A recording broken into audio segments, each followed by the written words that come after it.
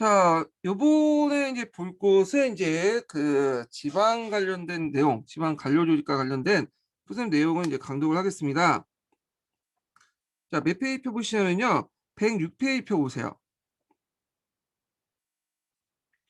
자, 여기 이제 관찰사와 이제 수정 관련된 내용이 있는데요. 이 조선 전개 이제 지방행정 조직에는 크게 간치 조직과 그 자치 조직 두 계통으로 나눠 볼 수 있어요. 그래서 간치 계통은 왕, 감사, 수종으로 이어진 상위 조직과 아전층인 경절이, 영리, 음리의 하위 조직으로 구성이 됐고요. 자치 계통은 경제소, 유황소, 면리임으로 구성된 세지 사족 중심의 체계를 이제 말하고요. 자, 관찰사를 볼게요. 자, 조선 시기 때 이제 지방행정 제도 및 그 지방 통치 조직은 그 당시 이제 외관제와 조선 9년제 제도적 정비와 함께 정비 과정과 함께 양촌 사회에 대한 중앙 집권 체제 확립 및 재정비 과정이라는 두 가지 측면에서 이해하는 것이 바람직하다. 아, 그래서 그러니까 외관직, 그 지방 조직 정비, 그 다음에 항촌 조직의 정비 이렇게 두 가지 측면에서 이제 이해를 해야 된다라는 거죠. 그래서 관찰사제에 대해서 이제 쭉 설명하고 있어요. 이건 통론 내용하고 이제 겹쳐 있는데 한번 좀 읽어볼게요. 자, 고려 말에는 실시한 바 있었으나 명실상부한 팔도의 관찰사제는 태종 때 확립됐다. 고려 중기 이후 오도 양계가 구획되고 지방 수령들을 감독하고 중앙의 정령을 9년에 전달하는 감독관으로서 안찰사 또는 압력사를 파견했다. 그리고 이들 전임관이 아닌 임시 파견관의 성격이 강하여 아직 실질적인 행정장관이 되지 못했고요. 그래서 대읍을 중심으로 개수관이 지방행정의 실질적인 중심 역할을 수행했다. 예. 자, 그래서 이제 근데 문제는 이제 그 개수관이라는 지가 이제 좀 약간 중간 행정기구로서 좀 미숙성이 많이 보인다고 예전에 얘기를 했고요. 이 개수관이 조선시대에도 계속 남아있어 갖고 나중에 이게 이제 개수관을 바탕으로 해서 궁익도 체제도 형성되고 궁익도가 이제 진간체제 형성이 돼요. 이 부분은 나중에 이제 군사제도 얘기할 때 좀 더 보기도 하고요. 자, 관찰사를 보죠. 감찰사는 종이푼 이상의 현직 및 퇴직 관리들을 이제 임명했고 이들 임기는 360일이고요. 오도 및 경기도에 적용되고 한경도와 평양도는 2년이다. 양도는 감사가 가족을 거느리고 부임하여 그 당시 감형 소재지에 수용을 겸직한 경목이 이뤄진 데 반해 육도의 그 감사는 단신 후 부임해서 임기 동안 감형을 중심으로 도내 9년에 숙령하면서 업무를 수행했다. 그래서 이제 감찰사 보좌관으로서 수정관 통치는 경력 도사, 감사가 경력 도사가 있고 감사가 수석할 때는 도내의 행정실무를 담당하는 판관이었다. 그래서 경력과 도사가 감사가 수정할 때 이제 실무 행정을 담당하는 판관 역할을 했다 이렇게 보시면 돼요.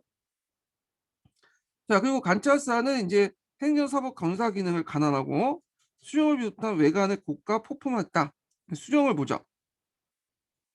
자, 수령은 관찰사 안에서 지방행정을 실제 담당하는 각 군현의 외관을 가리키고요.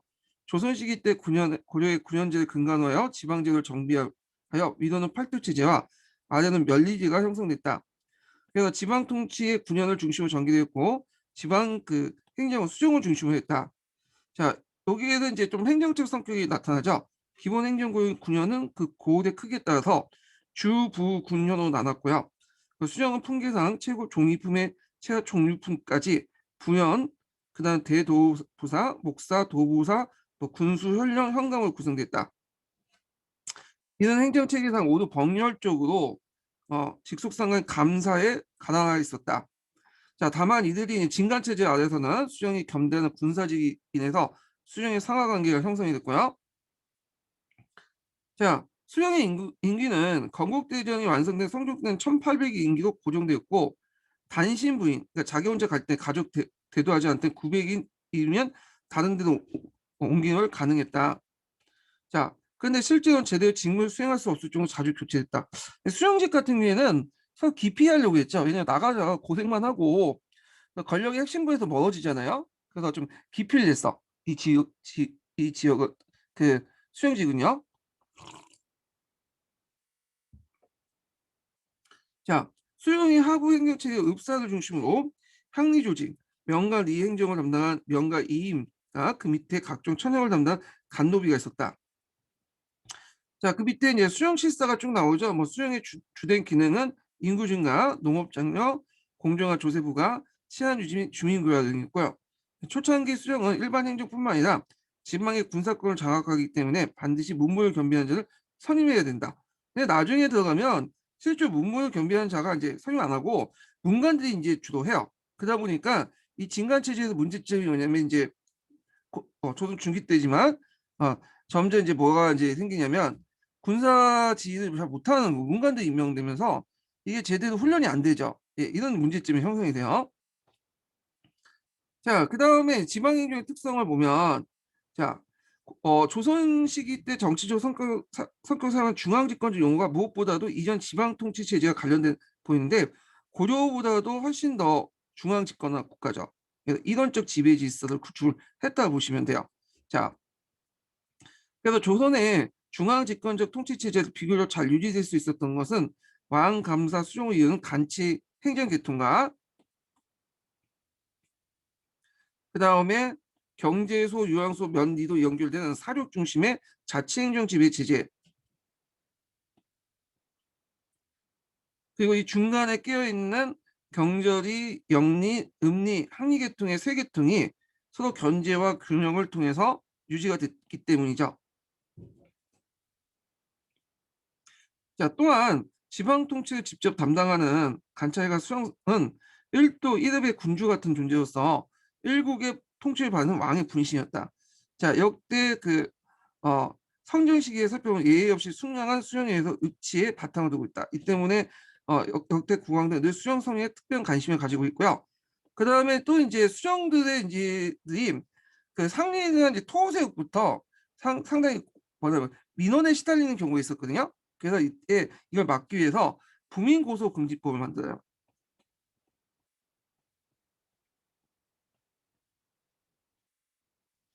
부민고소법은 뭐냐면 그 수령이 통치하는 민이 수령을 고소하지 못하도록 했어요. 민원을 못 내도록 했어요. 그래서 예를 들어 이제 수령이 아무 못되는 해도 그 지방에 있는 민들이 그 수령을 고소하지 못하도록 민원하지 못하도록 하는 법이 부민금지법이에요. 그래서 거기에 이제 성리학적인 명분론이 투영되죠. 그래서 수령은 어버이 같은 존재고 그 민은 자식인데 자식이 어떻게 어버이 같은 수령을 고소를 하냐? 이거는 불효에 해당하다, 불경에 해당하다. 뭐 이런 식으로 해가지고 못하게. 근데 실제로 그 당시에 고소를 해봤자 이게 증거 능력이 없기 때문에 이게 뭐 수사에도 제대로 나오지 않고 그랬기 때문에 그런 것도 있어요. 그러면 수령은 그 멋대로 해도 되냐? 아니죠. 수령도 항상 뭐냐 견제를 받아요. 그래서 이제 어사를 파견해서 이제 수령을 견제하는 거죠. 주로 몰래 파견한 또 어사는 암행어사라고 하죠. 예. 그다음에 감찰사가 나와서 또 수령을 견제를 하고 그리고 부인고소금지법은 그 해당 지역의 민이 고소를 못하도록 한 거지 다른 그 옆에 이제 인근 현의 어, 민들은 그 수령을 고소할 수 있어요. 예. 그러니까 하여튼 이런 방식으로 해갖고 수령을 견제했다 이렇게 기억을 해두시면 될 것 같아요. 자, 그 다음에 이제 몇 페이지 펴보시면 114페이지 펴보세요.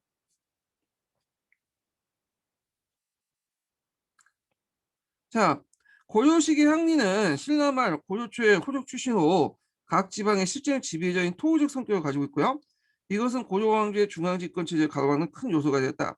자, 고려에서는 중앙에서는 기인, 제도, 사신간 이런 걸 통해 항리 통치 정책을 실시해서 그들의 세력을 억제하고 또 항리의 상층부를 가거나 서리직을 통해서 중앙 관료를 흡수하여 왕조 기반의 관료층을 봉합했다. 그리고 고려국의 항리세력은 상당히 약해진 그 모습을 보이게 된다. 고려 말 홍군적의 외구의 침입으로 계속된 전략 속에서 군공에 따른 천설직이 남발되고 향리와 양린 출신들이 군인들이 대거 양반 신부로 편입되면서 양반의 수가 급격히 늘어났다. 자, 이러한 상황에서 조선 왕조를 개창한 사대부 세력들은 향리들의 중앙 관료 진출을 억제하기 시작했고 향리가 이제 아까 얘기한 것처럼 제도적으로 막았다고 했죠.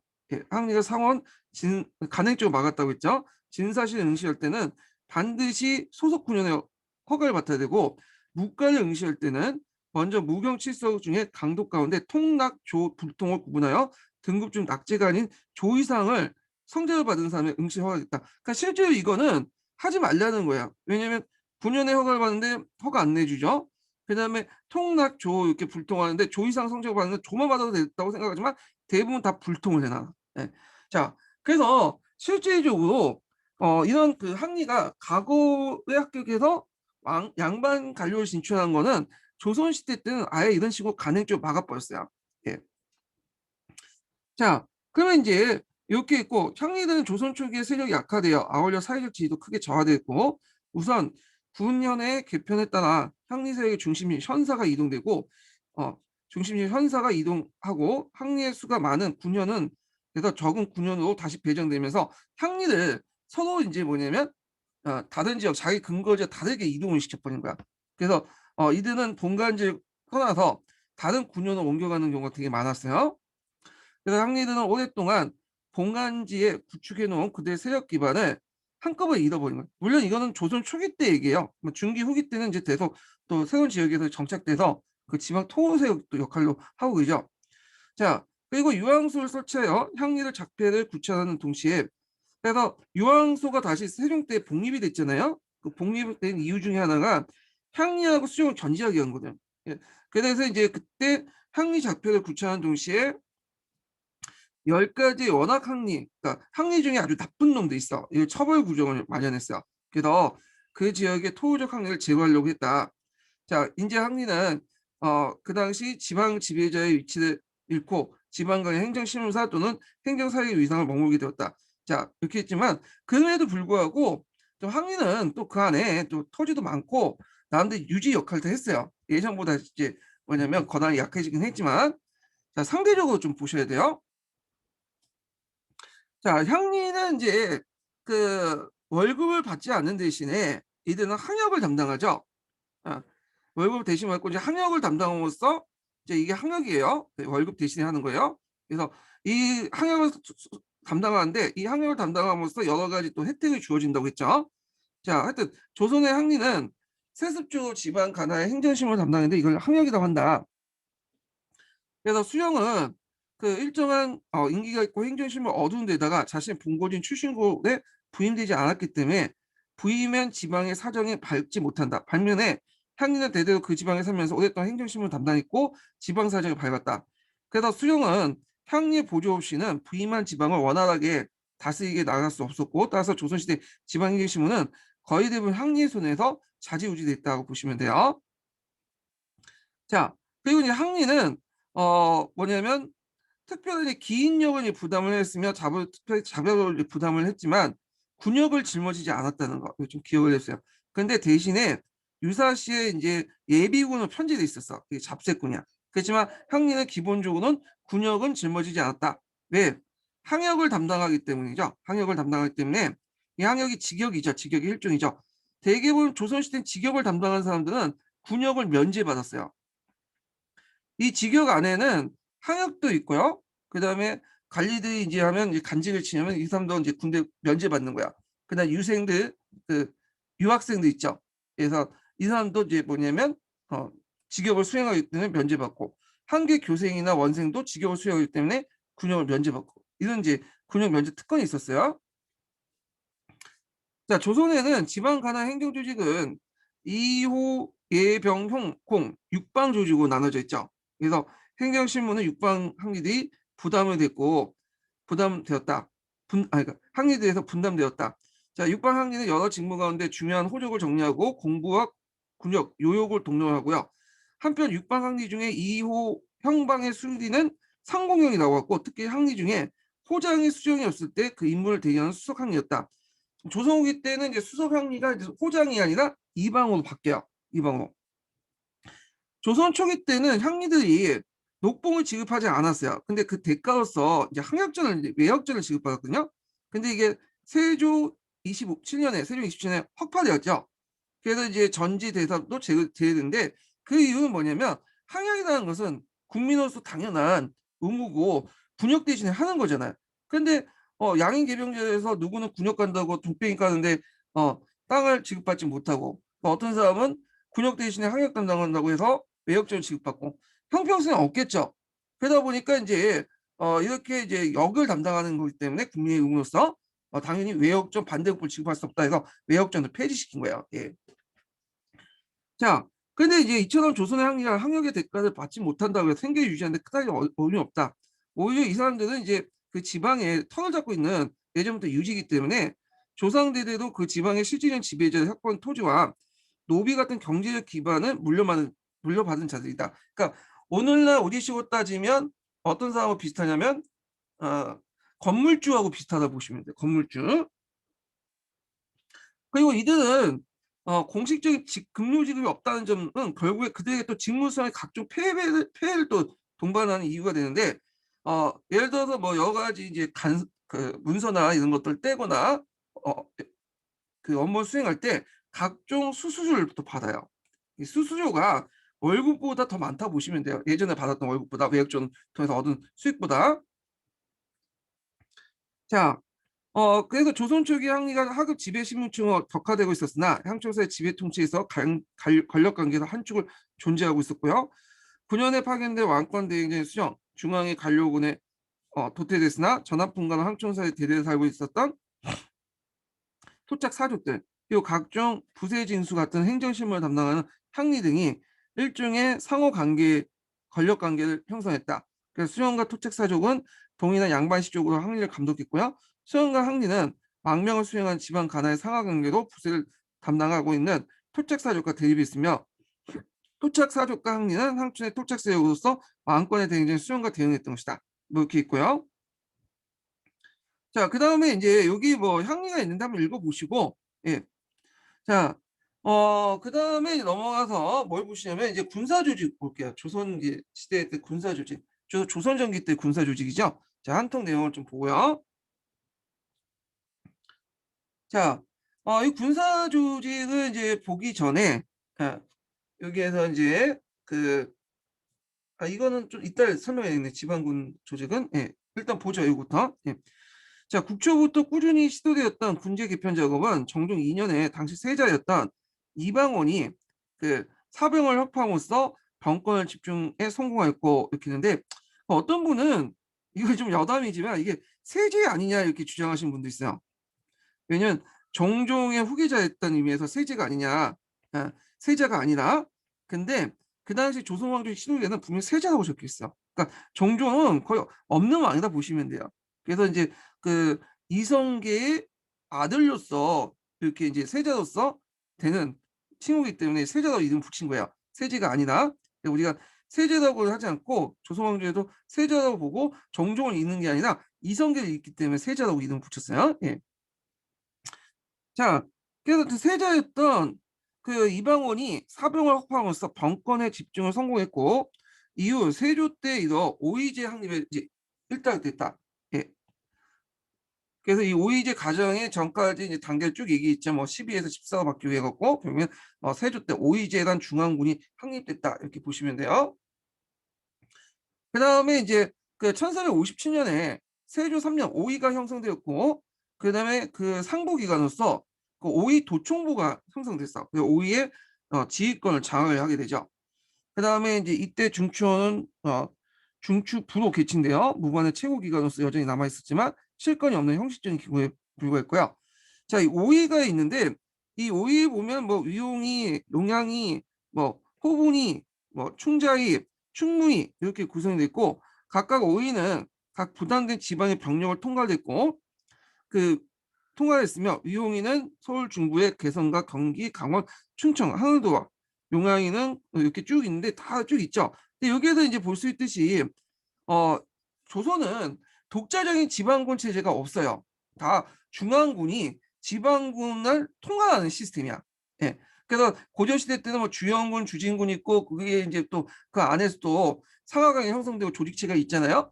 근데 그게 아니라 대부분 이제 그 조선시대 때는 중앙군이 있고 대부분 그 밑에 있는 지방에 거주한 거는 중앙군에 소속된 부대들이에요. 예. 그래서 지방군 자체의 조직 자체를 만들지 않았어요. 아마 이게 이제 그 고려 시대처럼 뭐 병난이나 지방군에서 반란이 일으킨 거를 막기 위한 것 같아. 예. 자, 하여튼 이런 것도 있다는 걸 좀 기억을 해주시고요. 자, 그다음에 이제 조선시대 군지에 있어서 보다 중요한 지방군이었다 이렇게 있죠. 그래서 이 지방군은 중앙군에 예속됐다고 했죠. 이 지휘체계에서. 예. 그래서 이제 있지만 이제 일선 부대에서는 그 각 방위지에서는 중요한 역할 담당을 했다는 거 이렇게 기억을 해주시면 돼요.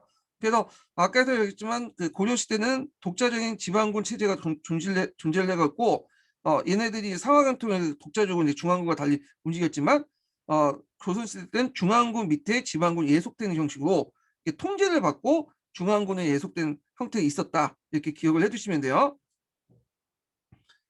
자, 지방군제 역시 이제 세조 때 이제 정비되는데 1455년 세조 1년에 이때까지 북방의 입군과 남방의 연진군이 이원화된 군사 조직이 북방의 예를 따서 군익도로 이제 체편이 됐고요.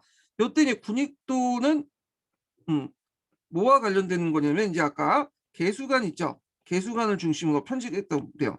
자, 여기에서 이제 그 입군이라는 것은 이제 뭐냐면 좌우중으로 나누는 거야. 좌우중.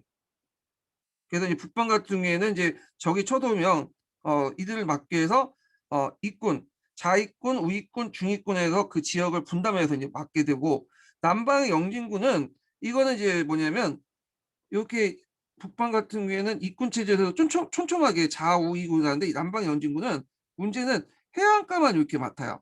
해안가만. 자, 그리고 안에 이제 내륙 지역은 이제 공백 상태죠. 그러니까 이제 여기가 안 되겠다 이거고 이것을 이제 입군하고 영진군을 이혼화된 부분을 아까 이제 그 좌우 입군의 체제로 남도까지 확대시킨 거야. 그래서 방위망을 촘촘하게 만들어요. 이게 군익도 체제야. 예. 자, 그래서 각 도에 몇 개 군익도 나누고 같이 이제 그 군익도에서는 좌익, 우익, 중익 같은 3위로 구성되어 인근에 여기 군대를 소속시켜 하나의 군사 단위로 이렇게 이루도했다. 자, 그런데 이제 문제는 이 군익도 체제의 문제야. 여기 그림 잘 그려놨네.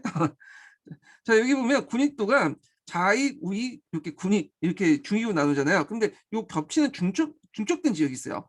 그러면 이게 가날 문제가 생기잖아요. 그러니까 이제 안 되겠다. 이걸 해서 다시 이거 이제 좀 실시하다가 곧바로 2년 뒤에 진간체제를 만들어요. 네. 진간체제는 이제 세조시대 때 만들죠. 군익도나 이제 마찬가지로. 그래서 진간체제를 지방 군제를 완성하게 되었다. 네.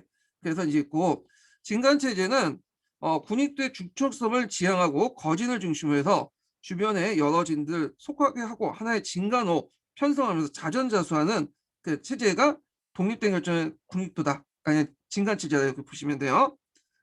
자, 그래서 이제 예를 들어서 이제 여기 지방이 있으면 여기에 이제 하나하나가 다 진간으로 구성됐어. 예. 하나하나 지역이. 그래서 이 진간 내용을 좀 약간 좀 볼게요. 이렇게 구성이 돼서 촘촘하게 방위망을 만들었어요. 그리고 각 구역에 있는 중첩대 부분을 또 정리를 했고요. 그래서 잠깐 기본 강의 내용에서 이제 군사제도 잠깐 보면 자, 이 내용이 이제 좀 볼게요. 자, 그래서 이제 앞에서 이제 군익도 체제에서 정부의 행정단의 읍을 중심으로 해서 군사 조직단인 진원이 편성한데 그 크기에 따라 주진, 거진, 재진 이렇게 이제 상하 관계를 나눠요.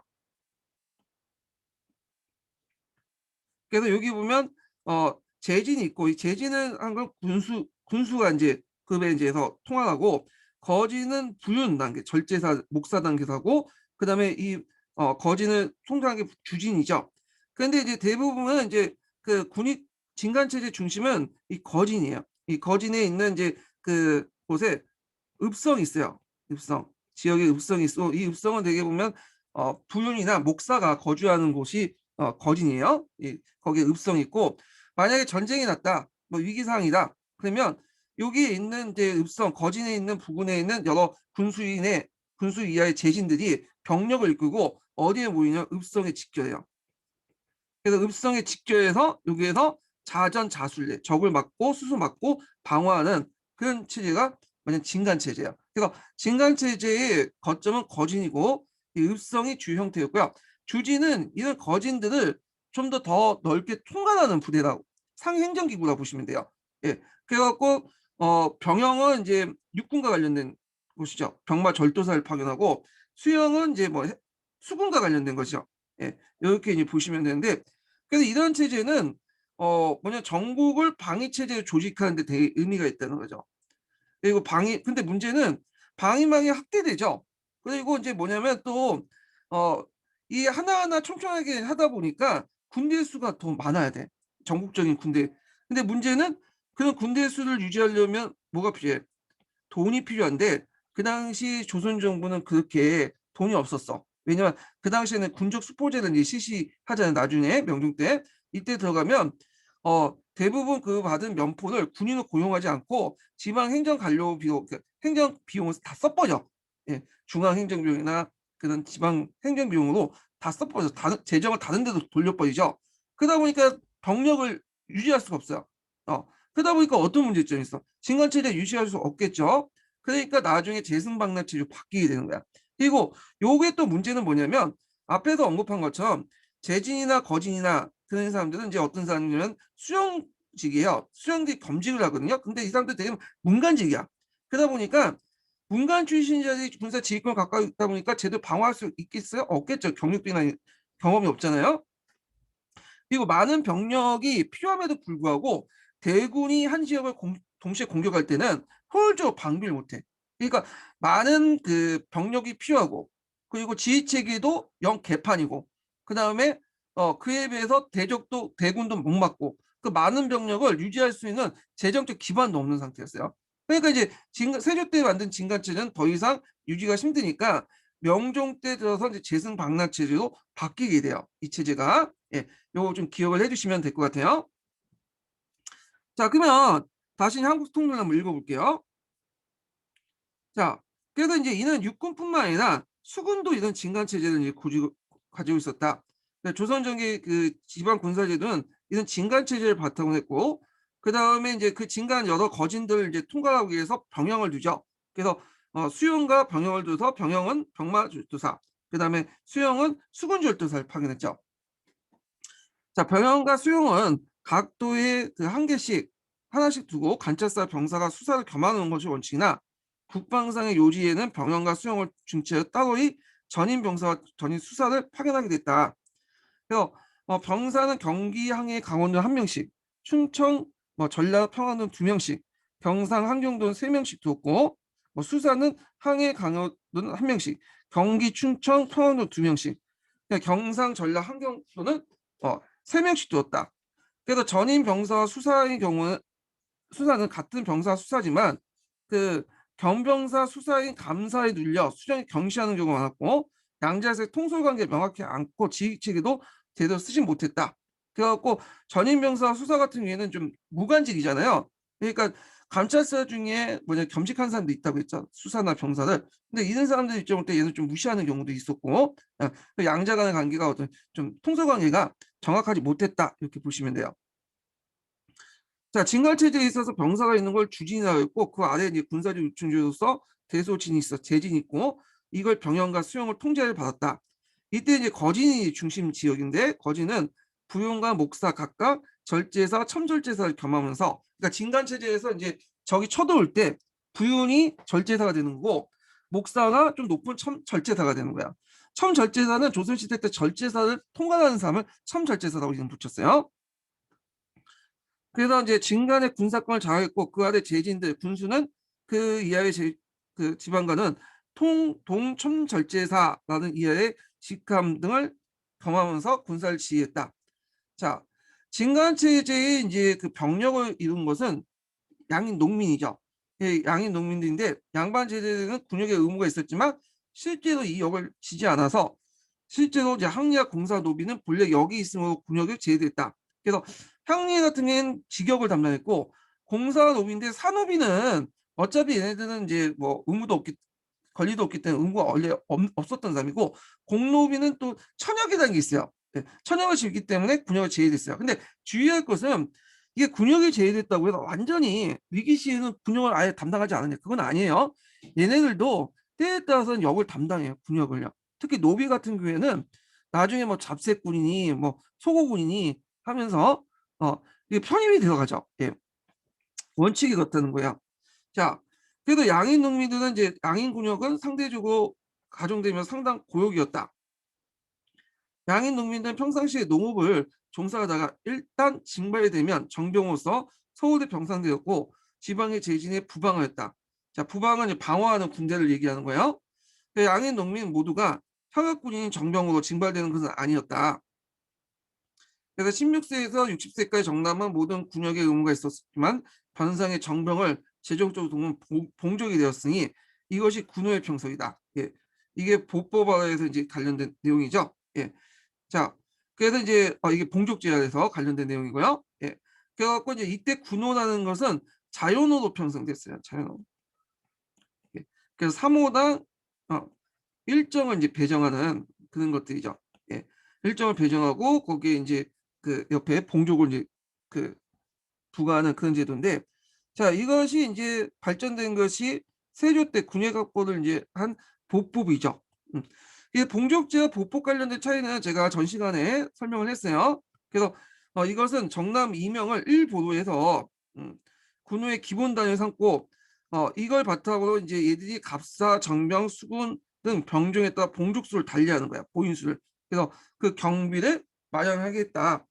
자, 그러나 이제 이거는 문제가 아까처럼 여정이 없다고 했잖아요. 모든 사람이 군역에 담당하기 때문에 여정이 없기 때문에 군역의 요역화 현상이 일어나고 군발들이 이제 요역에 동원되거나 그 농번기 때는 또 이제 군역을 담당하기 힘들잖아요. 그러다 보니까 이제 이걸 대신한 대역가가 이제 등장해요. 대가를 받고 군역을 치르는 대역자가 생기거나 이에 이제 병조는 군역 의무를 이제 대학의 수풀하여 토를 받고 군인을 고용하는 제도가 나타났으며 지방의 각 진간의 정병이 일정한 포를 진간에 바치고 군역을 면하는 방군수포 같은 것들이 나죠. 대역가나 뭐 방군수포제 이런 것들, 모병제 비슷한 이런 것들이 나타나기 시작해요. 이거는 원칙이 아니고 좀 예의죠. 근데 시간이 지나면서 예의가 이제 원칙이 돼버린 거예요. 그래서 이제 나타난 게 군적 수포제로 넘어가게 되죠. 요거는 여기 딱 끝났네요. 예. 자, 그래서 이제 이렇게 이제 한번 쭉 얘기했는데 이게 몇 페이지에 끊어진 게 딱 끊어지나? 음. 자, 그러면 이제 여기에서 이제 볼게 포셈 내용을 한번 읽어볼게요. 포셈 내용을 읽어보기 전에 여기 도중에 끊어져 가지고 방군 그 당시 진간 체제를 대신 재승 방난 체제에 대해서 좀 얘기하고 포셈에 대해서 한번 좀 넘어갈게요. 자, 아까 이제 진간 체제에 대해 설명했죠. 세조 때 이제 군익도 체제를 바탕으로 만들어졌던 게 그 진간 체제인데, 진간 체제 여러 가지 문제점이 이제 등장했잖아요. 그래서 이제 등장한 것이 재승방랑 체제예요. 자, 이 재승방랑 체제는 명종 때 만들어진 거예요. 명종 때.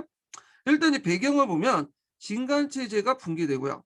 예, 그건 이제 뭐냐면 아까쯤에 이제 군적 수포제가 이제 실시되면서 여기서 받은 포를 군인을 고용하지 않고 지방경비나 중앙경비에 썼다고 했죠. 그러다 보니 군역을 담당할 군역을 확보하기 힘든 상황이었어. 그다음에 이제 지방관 같은 경우에는 전문적인 또 장군이 아니다 보니까 무관이 아니다 보니까 여러 가지 문제점도 있었고, 그리고 많은 병력이 쳐들어오면 또 감당할 수가 없어. 그래서 적은 병력을 가지고 효율적으로 방비할 수 있는 체제가 필요했던 것이야. 예. 이 계기가 을묘외변 때 이제 계기돼서 재승방래체로 바뀌었는데, 자, 을묘외변 이전에도 뭐 여러 가지 외단도 있었어요. 예. 그런데 이제 이 외단을 겪어보면서 느껴본 게 뭐냐면 적들이 항상 모든 지역을 공격한 게 아니라 요충지 항상 공격한 루트가 비슷하다는 걸 알게 된 거야. 그러면 그 루트에 군대를 파견해 가지고 딱 지키면, 대군을 파견해 지키면 막을 수 있다는 생각을 하죠. 그래서 가성비를 생각한 거야. 적은 병력을 가지고 어떻게 한 곳에 집중해서 뭐냐면 적을 막고자 하는 병력이 방법이 재승방란체제야. 그래서 이제 내용을 보면 유사시에 이제 각 읍의 수령들은 소속 군사를 이끌고 본진을 좀 떠나서 정부에 지정된 방위지로 가요. 그래서 이제 이따가 서울에서 오는 경장, 그러니까 전문 그 장군이죠. 장군의나 그다음에 그 도의 병사 수사가 기다려 지휘를 받는 거야. 그러니까 예전에는 이제 문관직들이 지휘를 하다 보니까 이게 지휘 능력도 없고 전투 경력도 없다 보니까 이제 문제점이 있잖아요. 그러니까 이런 걸 방지하기 위해서 서울에 온 전문적인 그 장군들이나 병사, 수사 같은 전문 직업의 장군들이 와가지고 해주는 거야. 지휘를. 자, 그런 전술인데 이제 이것도 이제 문제점이 있죠. 이게 이제 임진왜란 때 이제 발생이 되는데 일단 요거는 한 곳에 병력이 집중됐기 때문에 여기 뚫리면 후방 지역에 방어할 군사가 없어요. 그러면 이제 막을 도리가 없다는 거. 그래서 이제 요런 것들이 이제 임진왜란 때 이제 그에서 볼 수 있겠죠. 예. 그래갖고 이제 탄금대 전투에서 뚫리니까 그 지역에서 이제 뭐냐면 서울로 가는 그 통로가 확보돼 버린 거예요. 후방에 병력이 없으니까. 물론 용인에서 한번 또 전투가 크게 있었어요. 근데 용인 전투 터지고 이제 패배하니까 서울이 금방 뚫렸잖아요. 그래서 이제 이것이 이제 임진왜란 초기에 패전의 원인을 제공해 줬다. 예. 그래서 이제 외란 중에 이 진간 체제가 복귀가 돼. 이 부인 이 내용이. 그래서 재승망란 체제 좀 기억을 해주시고요. 자, 그러면 이제 푸셈에 관련된 내용을 한번 읽어볼게요. 요거 466페이지 펴보세요. 네, 푸셈.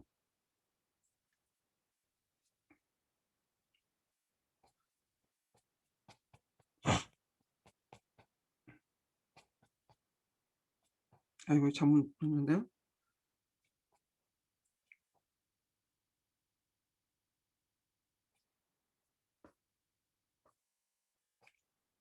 자, 군사 조직의 정비 관련된 내용이 일단 볼게요.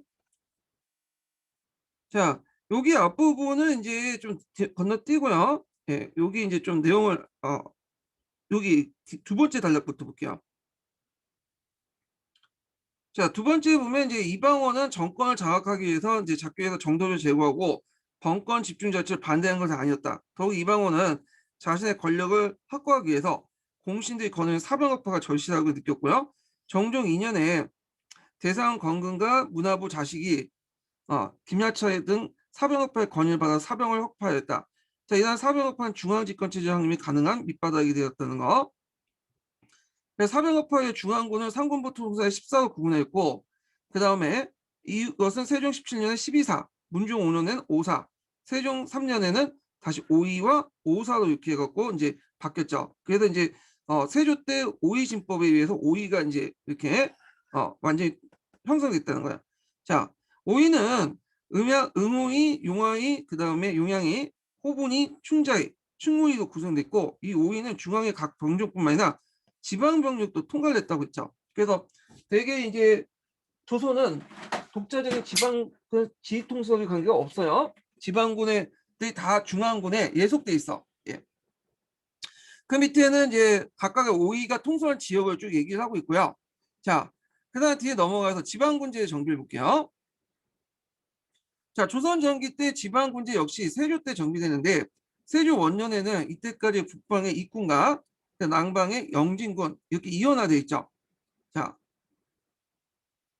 이것을 이제 뭐냐면 북방의 군익도 체제로 통일했어. 그래서 각 도는 몇 개 군익도 나눠 다 그 각 군익 나누고 각 군익도는 중자 우익 3위국 형성하여 인근 여러 고을들 여기에 소속시키면서 하나의 군사 단위로 이루게 했고 2년 뒤에 이제 이 군익도 체제의 어떤 중축성 이런 것들 이제 문제점 해결해서 이제 행정구역에 따라서 이제 진간체제를 변경을 하게 되죠.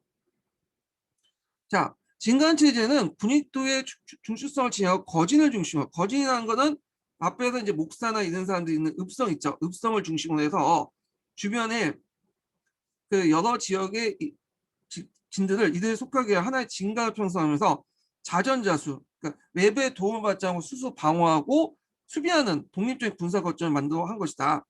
자, 이때 육군뿐만 아니라 수군도 진간 조직을 갖추었다. 이렇게 이제 보시면 될 것 같아요. 그래서 이제 보통 조선시대는 방어의 거점이 산성이 아니라 읍성이야, 읍성. 읍성은 진간체의 중심이기 때문이죠.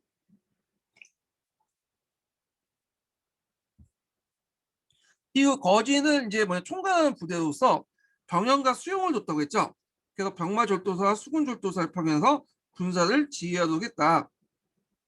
자, 그러면 이제 그 밑에 내용을 이제 각자 읽어보시고, 근데 이 진간체제는 15세기 때 대립제나 반군수포제, 군역제 문란으로 인해서 이제 무너졌고, 명종 10년에 을묘외변을 계기로 해갖고 재승방락체제가 등장했죠. 재승방락이라는 것은 유사시 각 읍의 수령이 소속 군대를 이끌고 본주를 떠나 지정된 방위 지역에 가서 서울에서 보낸 경장 그 서울 경장이라는 건 이제 서울에서 보내는 장군이라는 뜻이야. 각도의 병과 방사나 수사를 기다려 지휘를 받는 전술이다. 근데 이것은 이제 후방 지역에 군사가 없으면 1차적으로 무너지면서 그 뒤를 막을 방도가 없기 때문에 인비안 초기 패전의 원인이 되었다. 이렇게 이제 보시면 되고요. 자, 그러면 이제 조선시대 교육제도와 관련된 내용을 좀 볼게요. 조선시대 교육제도. 자, 조선시대 교육제도 이제 넘어가기 전에 잠깐 교과서에 있는 내용 한번 보고 넘어갈게요. 자, 몇 페이지 펴보시냐면 일단 23페이지 펴보세요. 23페이지.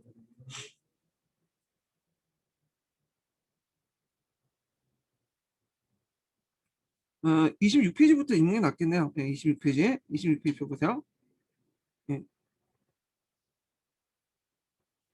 자, 여기는 이제 교육제도, 과거제도 관련된 내용을 같이 서술돼 있는데 내용을 좀 보죠. 자, 조선은 관리를 양성하고 유교 지식과 윤리를 보급하기 위해서 교육제도를 정비했다. 서울에 사법학당을 설치하고 지방의 모든 군영에 항교를 설치했다. 그 결과 고려시대보다 교육의 기회가 더욱 확대되었고요. 항교와 사법학당에서 각각 소학과 사서, 오경 등 유학의 기본 경전을 가르쳤다. 국가 이제 최고 기구로서는 그 성균관이 있었고, 성균관은 교육은 과거제와 밀접하게 연결돼 있어요. 그래서 이제 문과와 소과를 합격하면 성균관에 입학할 수 있었으며, 성균관에서 높은 수준의 유학 교육에서 받은 뒤 대가에 응시할 수 있었다. 그래서 이제 여기에서 이제 볼 수 있듯이 조선 초기의 과거 제도는 뭐랄까요?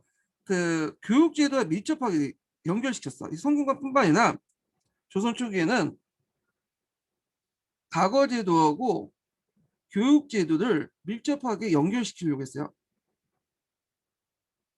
이거는 명나라에 이제 영향을 받았다고 보시면 돼요. 명나라. 명나라도 이제 과거제와 교육제가 연결돼 있잖아요. 그래서 부주 현학에 입학해야지만 과거를 볼 수 있는 자격이 주어지잖아. 그래서 조선 초기 때는 그렇게 만들려고 했어요. 근데 이게 잘 안 됐어. 원래는 원칙적으로 그러면 속과를 보기 위해서는 지방에 뭘 봐야 되냐면 그 앞에 항교 있죠. 항교에 입학을 해야 돼. 입학을 하고 거기에서 공부를 해야지만 속과를 볼 수 있는 자격이 주어지고요. 그 다음에 성균관도 마찬가지예요. 성균관은 이제 속과학교 성균관 입학을 해서 물론 성균관 입학한 사람들이 뭐 그 속과 합격자 외에도 그 다른 사람도 있지만 하여튼 성균관에 들어가서 거기에서 이제 공부하다 대가에 합격을 하는 제도야. 그래서 이런 식으로 일치화시키려고 좀 노력을 했거든요. 근데 이게 시간이 지나면서 잘 안 됐어. 왜냐하면 일단 한교 같은 경우에는 양반 자제들이 안 가려고 해요. 여기를 왜 안 가려고? 여기 가면 이제 일반 평민도 있고 그렇기 때문에 신분제 사회에서는 어떻게 같이 평민도 공부를 할 수 있어. 그래서 한교는 일종의 속과에서 이제 뭐냐면 거기에 한교에 입학을 해야지 속과 초시 같은 것 좀 면제받고 그러거든요. 그래서 그러기 위해서 이제 뭐냐면 학적부에만 있고 실제 공부는 한교에서 공부하는 게 아니라 사원에 가서 공부해. 서원에 가서. 그리고 이제 성균 같은 경우에는 그 원점을 이제 받으면 원점 2점을 받으면 이제 학을 먹으면 이제 1점이 되잖아요.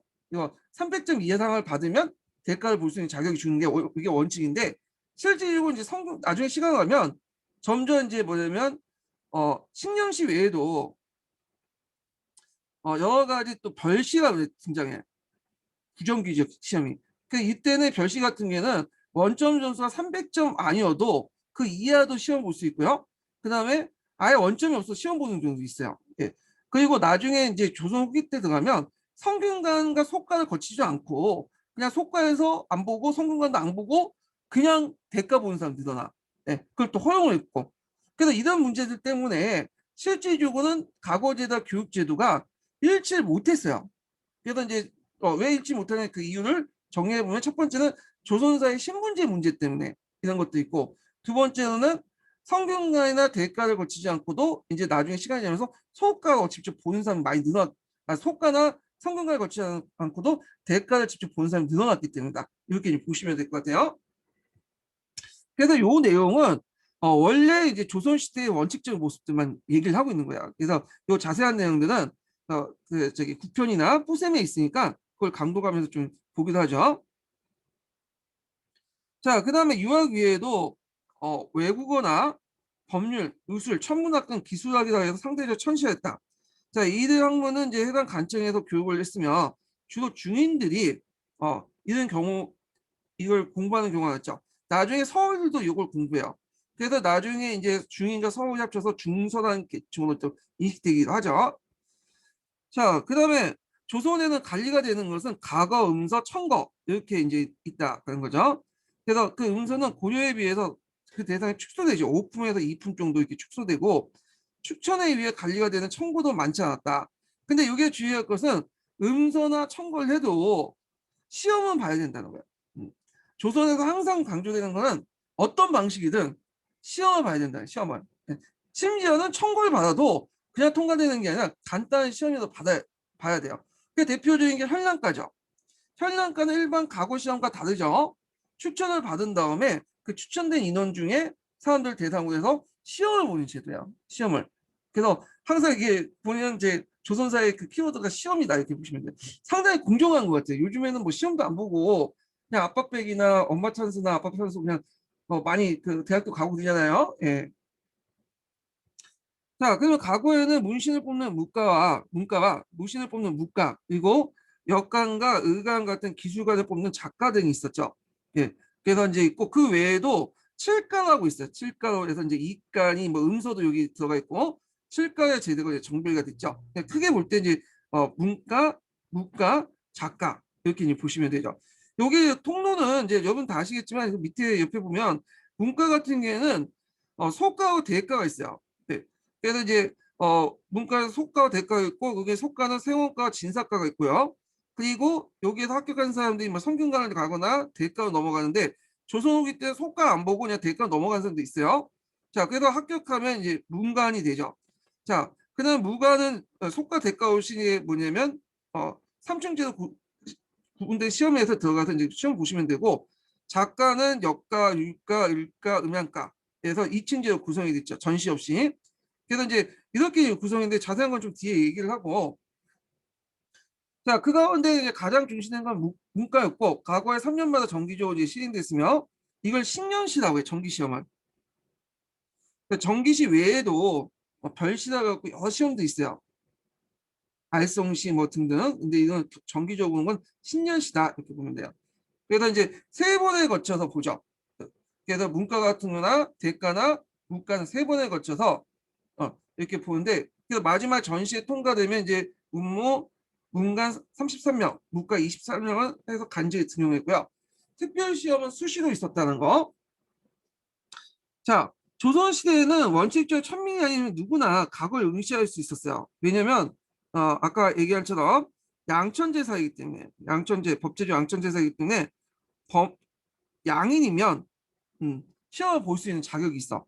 근데 실질적으로는 주로 이제 과거를 보려면 공부를 많이 해야 되고 그만한 또 시간과 경제적 여력이 있어야 되잖아요. 그러다 보니까 이제 문과에서는 양반제를 응시했고 문과에서는 양반과 상민, 작가에는 중인들이 주로 응시했다. 그래서 문과 같은 경우 상대적으로 좀 약간 상민 같은 사람들 많이 이제 일반 평민도 응시를 했다는 거 좀 기억을 해주시고 양반들도 문과에 이제 떨어지면 문과를 보는 경우도 있었어요. 대표적인 이순신이죠. 이순신이 문과에서 이제 떨어져서 문과를 두 번 만에 이제 합격을 했잖아요. 이순신이 만약에 문과에 합격했으면 역사가 달라질 수 있었겠죠. 예, 참 다행이에요. 참고로 여기에서 서울 문제인데 이 서울이 우리가 서울은 문과를 이제 볼 수 없죠. 기본적으로. 그러면 문과를 볼 수 있냐? 이 문과를 이제 봤다는 의견도 있고 안 봤다는 의견도 있는데 되게 보지 못했다는 의견이 많아요.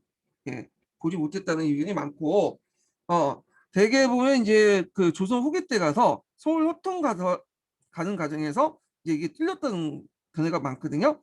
서울이 이제 나중에 어, 소총 운동을 해갖고 서울 호통을 이제 하게 되죠. 그러면서 이제 보게 돼. 이거는 이제 조선 후기 때 들어간 거고, 조선 전기 때는 이제 서울은 문과시험을 안 봤다는 게 통설이에요. 예. 다만 이제 작가 같은 경우에는 서울도 응시를 해서 뭐냐면 기술관으로 많이 들어가는 경우도 있었다. 이렇게 기억을 해두시면 될 것 같아요. 자, 여기 보면 이제 내용을 볼게요. 문과를 거쳐서 이제 문과를 거쳐 관리가 되는 과정은 어떻게 일어났을까? 이렇게 보면 문과라는 것은 요걸 얘기하는 거죠. 예. 자, 문과는 이제 소과와 대과로 이루어지는데 소과는 경설 시험을 본 세공과와 문장을 시험을 본 진사과로 나누고요. 초시와 복시라는 두 가지 시험을 거쳐서 합격자를 가려요. 자, 이때 이제 소과 합격자는 세원이나 진사로 불렸으며 이는 순균관 입학 자격이 있어요. 그래서 이제 대과를 보거나 뭐 간직이 나가지 않은 사람도 소과를 좀 많이 봤어요. 왜냐면 소과 정도 합격해야지 그 지방에서 양반으로 인정받기 때문에 이 소과 시험을 항상 많이 봤어. 네, 나중에 조선기 때도 소과 안 봐도 대과 이렇게 해서 건너뛰어서 시험 보는 사람들이 늘어났다고 했지만 소과를 계속 봤어요. 왜냐면 소과도 합격해야지만 양반 자격을 얻을 수 있기 때문에 그래요. 자, 소과에 합격한 후에 성균관에 입학하고 공부를 하거나 혼자 공부하여 대과를 준비하는데 대과 역시 초시나 복시를 거쳐서 33명을 하죠. 그래서 초시, 복시, 전시 이렇게 세 번에 거쳐서 보죠. 그래서 복시에 합격한 사람은 최종적으로 왕 앞에 등위를 정하는 전시를 본다. 네. 그래서 이제 요 대과도 초시, 복시, 전시 이렇게 세 번을 거쳐서 보는 거. 초시 안에서도 또 초, 중, 장 이렇게 봐요 또. 그러니까 되게 시험을 많이 봐요. 이건 간략하게 서술돼 있지만 이건 또 세 번의 시험을 봐. 그리고 초시는 지역별 인재를 할당해요. 지역별로 이제 할당해서 이제 통과시키고 복시는 이거는 이제 능력에 따라서 이제 선발되는 거야. 그러니까 지역별 할당제도 있었어요. 이때. 자, 전시는 왕이 이제 참여가 있고 보통 책문을 내죠. 논술을 내면 거기에서 이제 1등부터 33등까지 결정하고 당락을 이제 결정하는 게 아니라 순서를 결정하죠. 자, 전시에는 1등은 장원이라고 하였고 장원급제는 개인이나 가문의 대단한 장학권이었다. 자, 이처럼 문과의 최종 합격까지 여러 차례 시험을 치러야지만 상당한 시간이 걸렸다. 이렇게 보시면 되고요. 자, 그래서 이제 소과에서 그 뭐냐면 여기 전시까지 보는 과정에서 시험을 상당히 많이 본다는 걸 좀 기억을 해두시면 될 것 같아요. 예, 소과도 2번 시험 보고요. 그 다음에 대과도 초시 복시 해갖고 5번 보지만 초시 복시 그 안에 또 3번의 시험이 더 있다고 했죠. 그러니까 총 9번의 시험을 봐야 돼. 9번. 근데 이 9번의 시험을 다 1등한 사람이 있어. 이 9번에 대단한 사람 한 명 있죠. 2가 있죠. 2가. 2는 이 9번의 초시부터 해서 전시까지 완전 1등만 했어요. 1등. 예. 대단한 사람이에요. 이 사람은. 예. 자, 그 다음에 그 앞에 잠깐 좀 볼게요. 또 앞에 읽으다가 봤던 게 있는데, 몇 페이지? 23페이지. 23페이지 볼게요. 자, 거기 이제 과거 시험에도 지역 할당제가 있다고 했죠? 지역 할당제. 예. 그 관련된 내용 좀 볼게요. 자, 과거 시험의 속과는 유교 경전의 이해를 시험하는 생원시와 문장용 알아본 진사시 이렇게 나눠지는데 속과에 합격한 사람은 성균관에 들어가 공부할 자격을 부여받고 원점이라는 말을 많이 들어봤을 거야. 원점. 그러니까 조선시대 때는 지금 하루에 3끼 먹잖아요. 조선시대 때는 아침하고 저녁을 먹어요. 그래서 성균관에서 아침 저녁을 먹으면 원점 1점이 되는 거야. 그래서 총 300점이 있으면 대가의 문과를 응시할 수 있어요. 그러니까 문과 응시 자격이 주어지게 되는데, 근데 앞에서 언급한 것처럼 나중에 조선후기에 들어가면 성균관에 안 들어가도 그냥 대가 본 사람도 있고, 그리고 나중에는 뭐냐면 부정기 시험들, 별시나 뭐 이런 시험들 볼 때는 원점이 좀 낮더라도 시험 보는 경우가 많았어요. 예. 자, 한편 건국대는 지역별 인구 비례에 따라서 이제 과거 합격자를 선발하는 지역 할당제를 명시했다. 지역별 할당제는 소과와 진사시에도 이제 초시에도 들어가죠. 그래서 세운과 진사까지 초시 합격자 700명, 대가는 초시 합격 240명을 할 때 선발해서 지역 격차를 해소하려 했다. 지역별로 안배했다는 거. 그리고 대가에서는 복시와 전시를 거쳐 성적수는 33명인데 초시까지만 해도 지역 할당이 있고 복시부터는 이제 첫째에게 성적순이에요. 예. 그다음 정기시험은 신년시도 3년마다 열렸고 이를 통해 통상적으로 33명의 관리가 뽑혔다는 점에서 당시 관리가 되는 건 쉽지 않았다. 이렇게 보시면 돼요. 자, 그래서 이제 건국대전 예전에 실려 있는 지역 할당제 관련된 내용 있으니까 한번 보시고, 자, 그러면 이제 한국 통론 관련된 내용 또 강독하죠. 교육제도와 이제 과거제도와 관련된 내용을 이제 좀 할게요. 먼저 교육제도 관련된 내용 보자. 자, 조선의 학교 교육은 주로 양반 자제를 대상으로 했으며 따라서 관리 양성을 목적했다. 요게 이제 그 조선시대 근대 시대의 교육제의 목적이죠. 주로 관리 양성을 목적한 과거 시험 준비 과정이에요. 예. 그래서 지금처럼 어떤 국민의 어떤 기본적인 그 자질을 함양하고 각 분야의 전문가를 양성하는 교육체가 아니었어요. 이런 이제 그 근대적 교육 체제는 나중에 구한말 때 들어와서 형성된 거야. 예. 그래서 당연히 교육 내용도 과거를 준비한 사소 오경에 유학에 시중하였다. 자, 양반들은 7세에서 8세에 되면 서당에 들어가 초보적인 학문과 유학을 익히고 15세, 16세는 사학이나 한교에 수학했는데 주의할 것은 이제 실질적으로는 여기는 잘 안 갔어요. 여기는 안 가고 주로 이제 여기에는 정만 들어놓고 학점만 써가 있고 실질적으로 서울에서 공부를 하고 있어요. 아니면 개인적으로 공부를 하든지. 그러니까 사학은 서울에 설치된 4개의 학부, 사부학당을 말하는 거고 각 정원은 각각 100명씩 정해져 있다. 향교는 지방의 부, 목, 군현에 각각의 1교시가 한 교시 이제 설치되는데 주로 지방 양반과 향리들의 자제를 교육하였다. 지방 양반 향리들의 자제들을 교육하였다.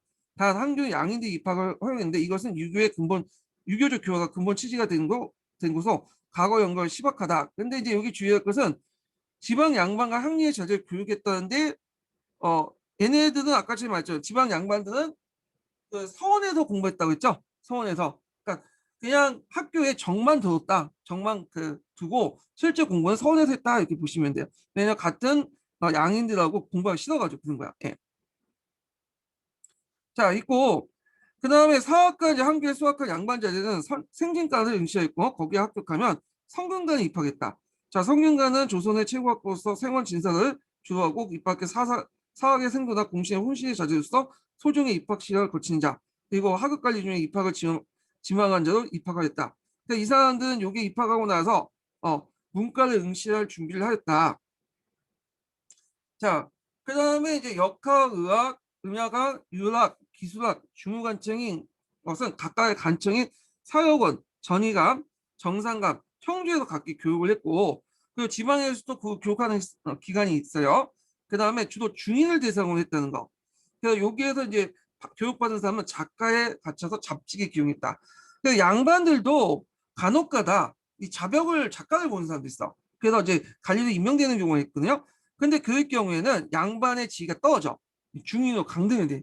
그래서 양반들은 요 중인을 보는 작가에 보지 않아요. 네. 그래서 이런 걸 좀 기억을 해두시고 다만 개인적으로 그 양반들 중에 의학에 관심이 좀 있는 사람들이 많았어요. 왜냐면 의학 같은 경우에는 그 당시에는 병원 같은 게 없다 보니까 집안에 누가 아프거나 자기가 또 아프고 하면 이거 곤쳐야 되잖아. 그러니까 자가치료도 목적도 있고.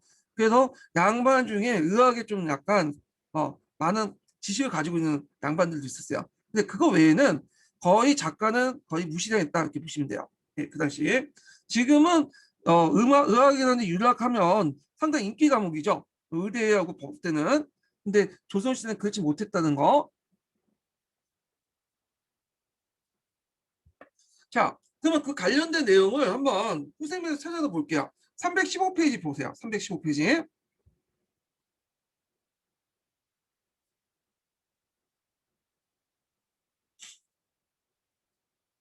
네, 후생이 넘어갔는데.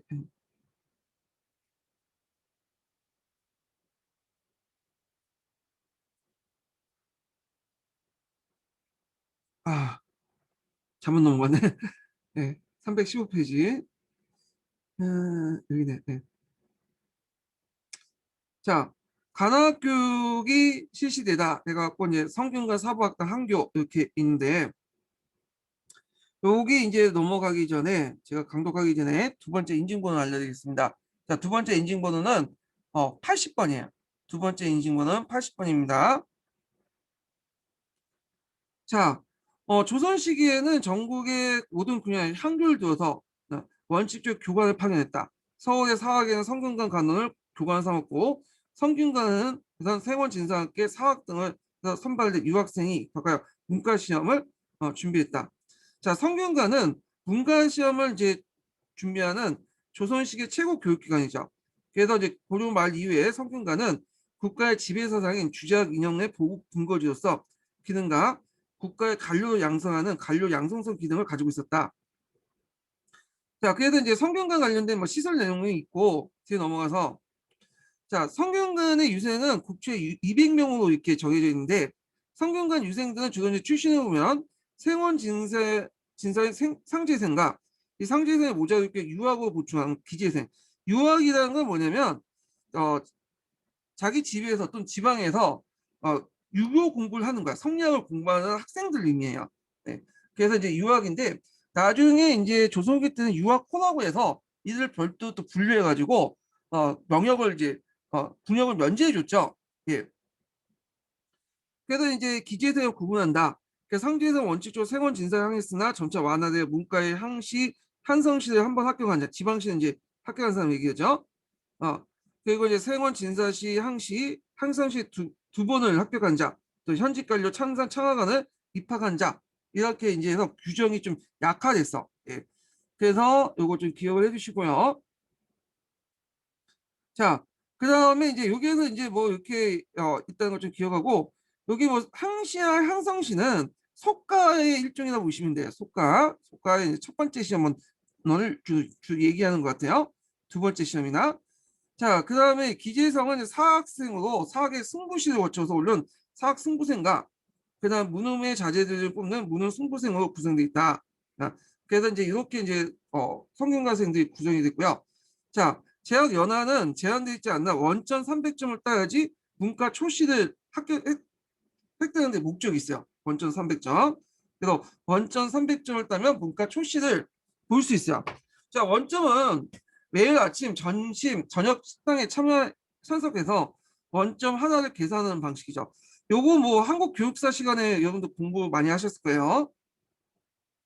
그 다음에 이제 성균관은 그 외에도 여러 가지 특전이 있어요. 예를 들어 이제 성균관에서 각종 시험에 치르는 우수한 성적을 거둔 자는 문과 초시나 복시, 전시를 직접 직부하거나 합격하는 특전이 있어요. 그러니까 초시와 복시를 초시 같은 경우 300점을 따야 되잖아요. 근데 300점 안 따고 그냥 볼 수도 있고 심지어는 이제 회시도 그냥 볼 수도 있고 조시, 복시를 건너뛰고 전시를 이제 볼 수 있는 그 특권이 주어져요. 예. 그리고 이제 오랫동안 성균관에 수학하고 학문에 항시 태어난 사람들은 그 당시 이제 뭐 속과 또 합격자 이런 사람들은 뭐냐면 어느 정도 나이가 되면 대가를 보지 않아도 왕에게 청구해 벗을 주기도 했다. 여러 가지 특권을 줬고요. 그 외에도 여기 나와 있지 않지만 성균관에 입학하면 또 성균관생들만 데리고 시험을 보는 게 있어요. 특별 시험을. 그래서 이 특별 시험에 합격하면 또 뭐냐면 과거를 이제 그 대가를 거치지 않고 곧바로 이제 간직에 진출하는 그런 여러 특권을 줬죠. 특혜를. 자, 그 다음에 이제 고려 말에 5부학당이 설치됐으나 조선조에는 북부학당이 이제 제외되고 사부학당만 서울에 실제 설치 운영됐다. 그래서 이제 사부학당은 양인 이상이면 신분이면 누구나 8세 입학하여 생원 진사시를 준비하는 교육을 임할 수 있었다. 그러니까 우리식으로 따면 중고등학교 정도의 수준의 학교예요. 그래서 교육 내용은 소학과 사설을 중심이 되었다. 자, 향교를 보죠. 향교는 이제 그 기원을 따지면 삼국시대까지 오지만 고려시대 때 지방학교에 향교가 설치된 기록이 있었죠.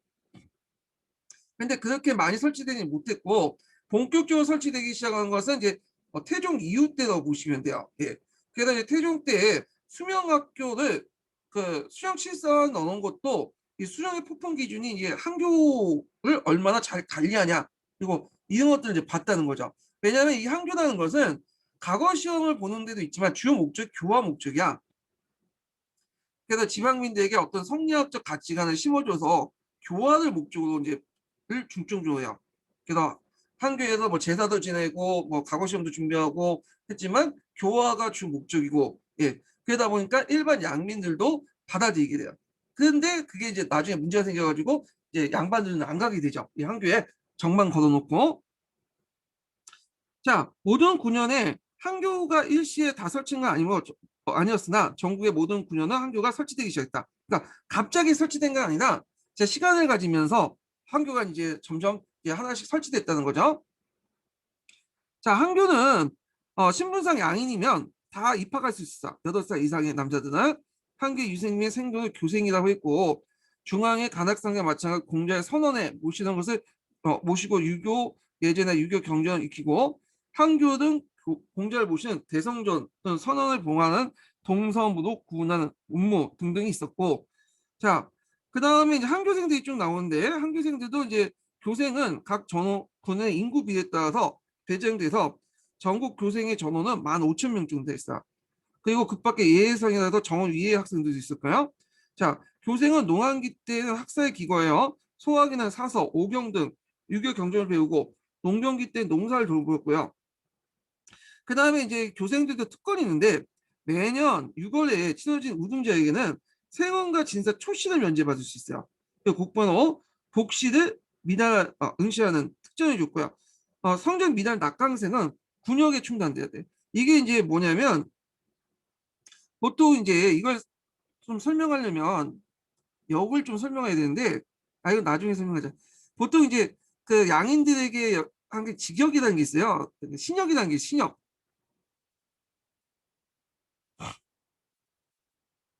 그래서 이제 이걸 설명해야지 좀 이해가 돼서 조용조가 있고, 예. 자, 용에는 크게 이제 두 가지가 있어요. 용에는 이게 이제 있는데 하나가 요욕이고 하나는 신역이야. 신역은 신분에 따라서 역이 배정되는 거야. 그러니까 우리가 이제 알고 있는 군역도 이 신역에 속하죠. 군역은 모든 양인들이 짊어지는 역이죠. 근데 이제 직역은 이 어떤 특정한 직분을 수행하는 역을 직역이라고 해요.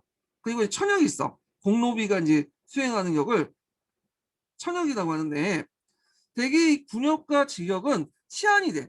내가 이제 군역을 담당하는데 만약에 이제 직역을 또 담당하면 직역을 담당하는 대신에 이제 군역이 빠지는 거야.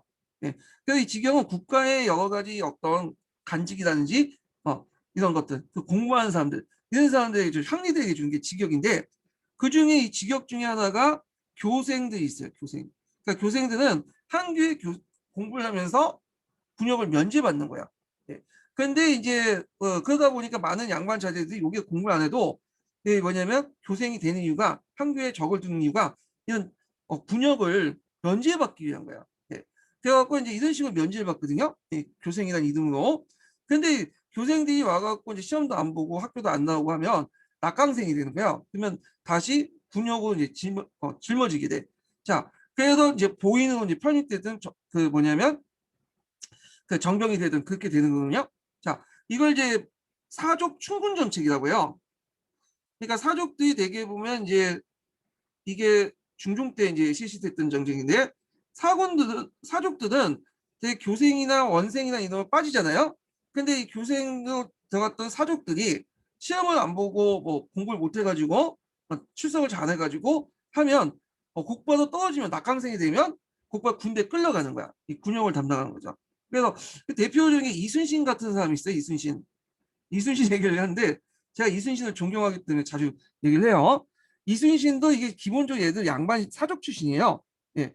그런데 이제 이 사람이 항역에 군대를 안 가려고 처음에 이제 군역을 이제 빠지려고 한계 교생으로 이제 들어갔어. 실제 공부는 하지 않았지만, 자, 그래서 이제 거기에서 이제 교생이라는 명목으로 이제 했는데, 이 사람이 과거 시험을 준비하기 때문에 한교에 등한시했어요. 자, 출석도 안 하고 시험도 안 보니까 뭐냐면 그 낙강생으로 분류돼 갖고 나중에 사군 충군 정책에 의해서 이 사람은 보위로 편제해서 봉족으로 이렇게 되는 경우가 있어요. 복법 안에서 봉조관으로 편입됐고, 근데 나중에 문과 시험에 학교 가서 다시 이제 직역이 수행되니까 이제 다시 이제 봉족지에서 벗어나게 되죠. 자, 이런 경우가 있었다. 예, 중종 때. 그래서 사족들도 이 교생이 돼서 열심히 눈도장은 찍어야 돼요. 여기서 공부를 안 해도. 예. 근데 이 사족 충분 정책이 나중에 인조 때 폐지가 돼요. 그래서 사족들은 이제는 형식적으로 이제 한교도 안 가대. 예전에 한교 가야 되는데 이거조차 없어지고 그냥 안 가도 양반의로서 인정받으면, 사족으로 인정받으면 그 뭐야 면직을 되는 거야. 군역 특권을 갖게 되죠. 그래서 유학호에 이제 편입돼 가지고 면제를 받는 이런 식의 이제 특권을 누리게 되죠. 그래서 어떤 사람은 반상제 확립을 인조 때 이 사족 충군 정책 폐지라고 보는 학자도 있어요. 요게 이제 그 한길에 있는 내용이거든요. 예, 너무 좀 깊게 들어갔네. 예, 건너뛰고. 그래서 이제 어 그렇게 있는데 아주 아까 얘기했지만 이제 이렇게 낙강생들은 이순신과 특별한 경우는 있어도 상당수는 이제 대충 눈치껏 해서 되게 보면 면역을 받아요. 예, 대부분 그 뒤에 있죠. 자, 그래서 이런 예는 이제 별로 없었고 오히려 한교는 점차 군역에 면제받는 자들 분비는 피역제가 되었다. 이렇게 있고 그러니까 공부하는 사람보다는 그 거기에 면제받고 어떻게 하든 게 뭔가 속가 속가의 어떤 그 응시 자격을 얻기 위해서 그렇게 이제 간 사람이 되게 많았다는 거죠. 자, 교생들도 충실 성분에 따라서 상액생과 중액, 하액생 이렇게 나오는데 상액은 옛내로 청금록과 부고한으로 수록되고요. 그다음 중하액생은 고생한으로 이제 수록되는 사람인데 뒤에 옛내생은 교생으로 채워졌다. 자, 여기에서 주의할 게 이제 청금록이야. 청금록. 이 청금록이 되게 중요한데 아까 이제 교생의 양반 중에 상액생 같은 경우에는 청금록이 기재되어 있잖아요. 그래서 보통 그 지방에서 이 사람이 양반이다 인정받으면 두 가지가 있어야 돼. 향안이 있어야 되고요. 향청의 그 항약의 명당에 항안이 있어야 되고 두 번째가 청금록이야. 이 두 가지가 있어야지 지방에서 사족 대우를 받아요. 예. 자, 뭐 참고로 알아주시고. 자, 아까 얘기했던 양반들은 이게 뭐냐면 교육을 받을 생각도 없었어요. 한교 총급록을 등록하고자 한 거는 한교의 이름이 등록되지 않으면 소가에 응시할 수가 없어. 예. 그런 규정하고 그 다음에 또 아까 청급록에 등록돼야지만 양반 지위를 지금 뭐냐면 누릴 수 있고 또 아까 이제 얘기했지만 또 이게 플러스 되면 군역을 면제받을 수 있죠. 그러다 보니까 여기에 이제 한교에 이름만 걸어둔 거야. 예. 그런 것도 좀 기억을 해두시고요. 그래서 청금록은 항암과 함께 여기 양반작을 보증한 중요한 문직이 됐다. 이것도 같이 기억을 해주세요. 자, 그래서 이제 이렇게 있고 그 다음에 이제 뒤에 넘어가서 그러다 보니까 한교에서 이제 일반 평민들만 하고 사족들이 안 가다 보니까 점점 시간이 지나면서 그 국가의 관심이 줄어들어요. 한교의 시설이나 교관들 수준이 떨어짐에 따라 양반자들이 한교 대사를 꺼렸고 양인 교생들과 함께 공부하기 싫었다. 그래서 이제 학교제도와 과거제도를 일치시키려는 조선 초기 계획이 무너지게 되죠. 이 밑바닥부터. 자, 그래서 이제 이런 내용도 좀 기억을 해두시고요. 자, 그 다음에 이제 뒤에 넘어가서 교육제도의 특성이 있는데 이거는 뭐 각자 보시면 될 것 같고. 자, 그러면 이제 과거제도 관련된 내용을 좀 볼게요. 예. 한국통론 내용 과거제도. 자, 과거제도는 좀 쉬었다 하죠. 벌써 4시 20분이네요. 예. 좀 쉬었다 시작하겠습니다.